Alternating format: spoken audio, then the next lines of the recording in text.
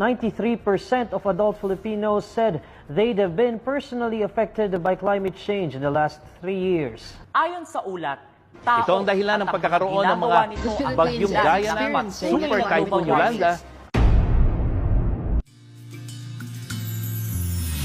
Pakinggan mo ang awitin ng hangin. Ramdam mo ba ang halik ng langit? Ang hininga ng mga puno sa paligid. Pansinin. Palitan mo ang buhay na dagat. Ang sigaw ng mga hayop sa gubat.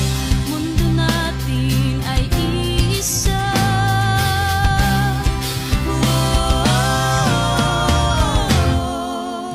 Sabay-sabay sumigaw, magkaisa at magatid ng pag-asa.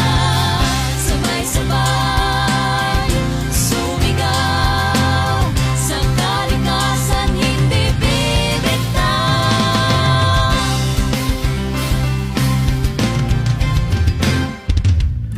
Singin na ang iyong pusong natutulog.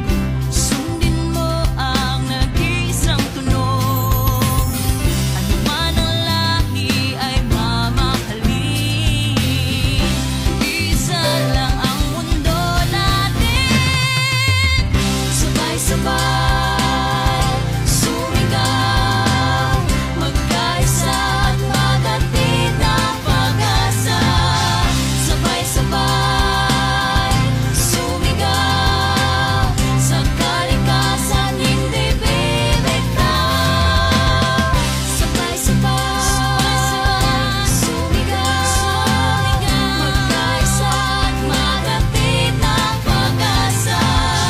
Sabay-sabay sumigaw, sa kalikasan hindi bibitaw. Sabay-sabay sumigaw, magkaisa at magatid ng pag-asa.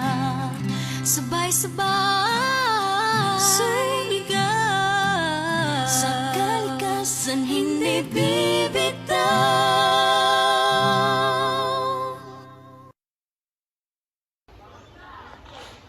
Tayo ang pag-asa ng kalikasan.